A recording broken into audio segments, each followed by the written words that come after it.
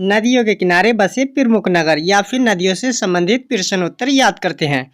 वाराणसी किस नदी के किनारे बसा है? गंगा नदी के किनारे। पटना शहर किस नदी के किनारे बसा है? गंगा नदी के किनारे। गुवाहाटी किस नदी के किनारे बसा है? ब्रह्मपुत्र नदी के किनारे। दिल्ली शहर किस नदी के किनारे बसा है? यमुना नदी के किनारे। सूरत किस नदी के किनारे बसा है? ताप्ती नदी के किनारे। खून की नदी किसे कहा जाता है? लोहित नदी को। भारत की किस नदी में सोना बहता है? स्वर्णरेखा नदी में। किस नदी को सूर्यपुत्री भी कहा जाता है? ताप्ती नदी को। भारत की किस नदी में हीरा पाया जाता है? कृष्णा नदी में। भारत की सबसे खतरनाक नदी है विषमित्र नदी। भारत की सबसे साफ नदी है उमंगोट नदी। भारत की सबसे छोटी नदी है अरवरी नदी।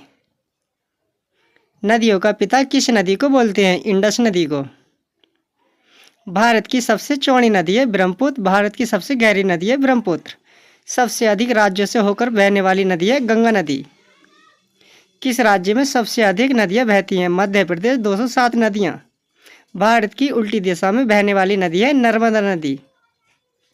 एशिया की सबसे साफ नदी है उमंगोट नदी, मेघालय। अयोध्या सरयू नदी के किनारे बसा है। मथुरा यमुना नदी के किनारे बसा है। कोटा किस नदी के किनारे बसा है? चंबल नदी के किनारे। आगरा किस नदी के किनारे बसा है? यमुना नदी के किनारे। भारत का सबसे पुराना शहर है वाराणसी। विश्व की सबसे लंबी नदी है नील नदी। लखनऊ किस नदी के किनारे बसा है? गोमती नदी के किनारे। अहमदाबाद कौन सी नदी के किनारे बसा है? साबरमती नदी के किनारे।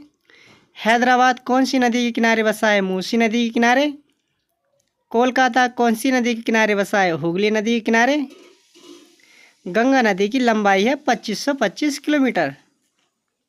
प्रयागराज किस नदी के किनारे बसा है? कमेंट में आंसर दीजिए। डेली कुछ नया सीखने के लिए